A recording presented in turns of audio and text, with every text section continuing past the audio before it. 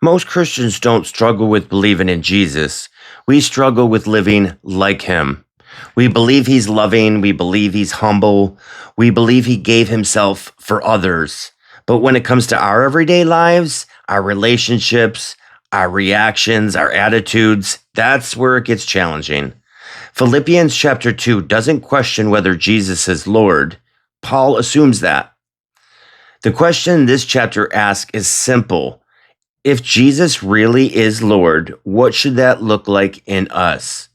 And Paul doesn't answer that with pressure or guilt. He answers it by pointing us directly to Jesus himself. So if there is any encouragement in Christ, any comfort from love, my participation in the Spirit, any affection and sympathy, complete my joy by being of the same mind, having the same love, being of full accord and of one mind. Paul wrote this letter while he was in prison. He's writing to believers, a church that loved him, but one dealing with tension, comparing themselves to other believers, and unity issues. Paul's purpose here is not to explain how to be saved. It's to explain how life together looks because they already belong to Christ. Do nothing from self-ambition or conceit, but in humility count others more significant than yourselves. Let each of you look not only to his own interest, but also to the interest of others. Do nothing from selfish ambition or conceit. Paul addresses motivation, not activity, but in humility, this is the contrast. Count others more significant. The key word here is count, to consider or regard. Paul is instructing how others are treated, not redefining worth. Verse 4 says, not only to his own interest, personal interests are assumed. The command is to include others, not erase yourself. Have this mind among yourselves, which is yours in Christ Jesus. Have this mind. That's instructional. Among yourselves, that's communal, which is yours in Christ. It's already possessed. Paul does not say earn this mindset. He says it already belongs to them in Christ, who, though he was in the form of God, did not count equally with God a thing to be grasped, but emptied himself by taking the form of a servant, being born in the likeness of men, and being found in human form.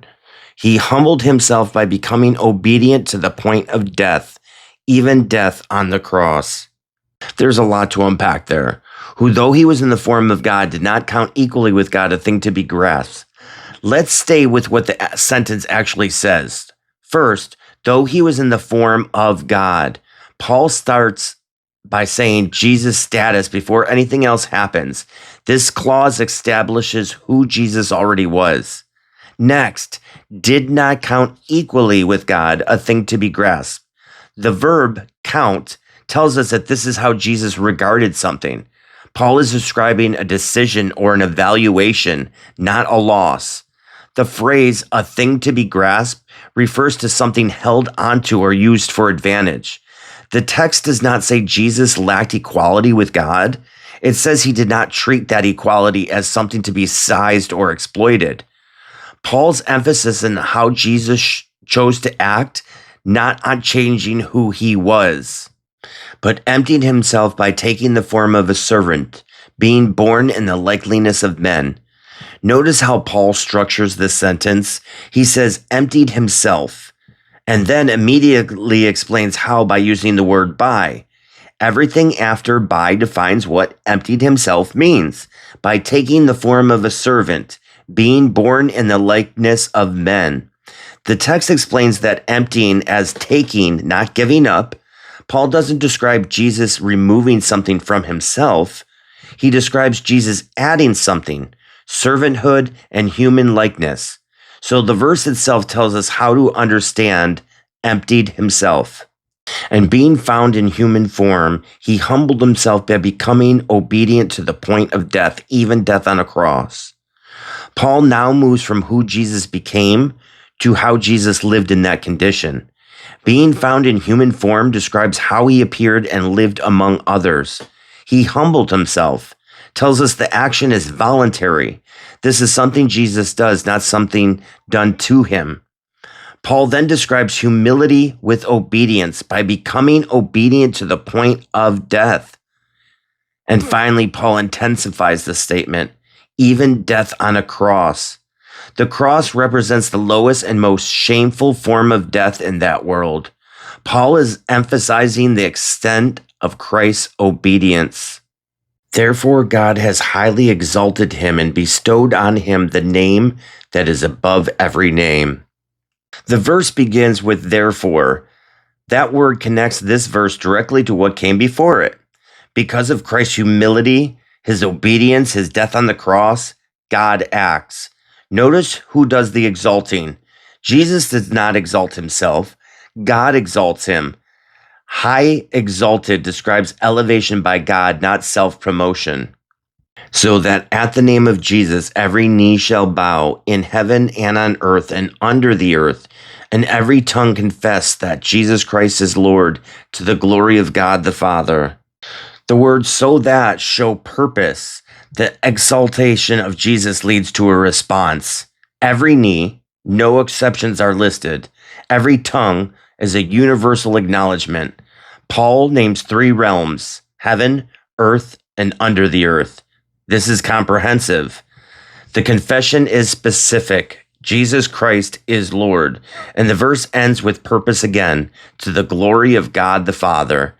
The exaltation of the Son brings glory to the Father. Therefore, my beloved, as you have always obeyed, so now, not only in my presence, but much more in my absence, work out your own salvation with fear and trembling. Again, the verse begins with therefore. Paul is still building on Christ's example. My beloved shows pastoral care, not correction through threat. Work out is the phrase Paul uses, not work for. The object is your own salvation. Something already possessed is being lived out. Fear and trembling describe seriousness and reverence, not fear of losing salvation. Paul is addressing how believers live when no one is watching. For it is God who works in you, both to will and to work for his good pleasure. 4 explains verse 12. God is the one working in believers, shaping desires, shaping actions. Human obedience is shown as a response to divine activity. Let me pause here for a moment. If walking through scripture this way, careful verse by verse, is helping to you, go ahead and like, follow, or subscribe. And if you know someone who struggles with passages like this, share this with them. All right, let's finish the chapter. Up to this point, Paul has shown us who Jesus is, what he chose, and how God responded. He moves from who Jesus is to what everyday life looks like because of him. No new doctrine, no new theology, just what salvation looks like on a normal day. Do all things without grumbling or disputing, that you may be blameless and innocent, children of God without blemish, in the midst of a crooked and twisted generation, among whom you shine as lights in the world. Do all things. Paul gives a broad command. He does not limit this to worship, church, or spiritual acts. Without grumbling, this refers to internal complaining, dissatisfaction expressed quietly or repeatedly. Or disputing, this refers to outward argument or verbal conflict. Paul names attitude and speech, not belief. That you may be. This phrase shows purpose. Verse 15 explains why 14 matters. Blameless and innocent. Those are descriptive terms, not claims of sinlessness. Children of God. This is an identity language. Paul's describing who they are, not how to become that. In the midst of a crooked and twisted generation, Paul places believers within society, not apart from it. Among whom you shine as lights in the world. The verb shine describes visibility. The image assumes contrast, not perfection. Holding fast to the word of life, so that in the day of Christ I may be proud that I do not run in vain or labor in vain. Holding fast. This phrase indicates continuing or remaining. The word of life. This is the object being held, not behavior, but the message. So that this introduces result. In the day of Christ, Paul references future evaluation. I did not run in vain or labor in vain. This is Paul speaking of his ministry effort, not their salvation status. Even if I am to be poured out as a drink offering upon the sacrificial offering of your faith, I am glad and rejoice with you all. Even if these introduce a hypothetical possibility, pour out as a drink offering. This is a sacrificial imagery describing Paul's life being spent upon the sacrificial offering of your faith. Paul connects his suffering to their faith, not as replacement, but alongside it.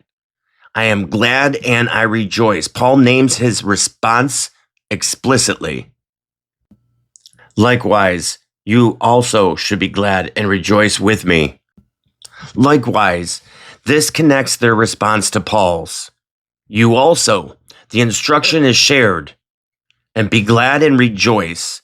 These are imperatives, commands to respond with joy.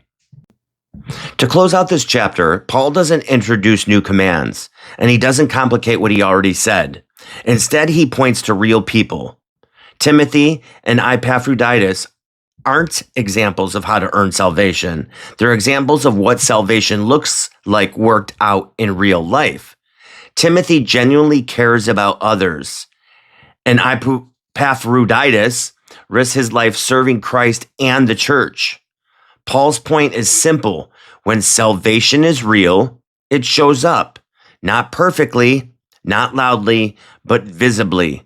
The rest of the chapter reinforces this truth.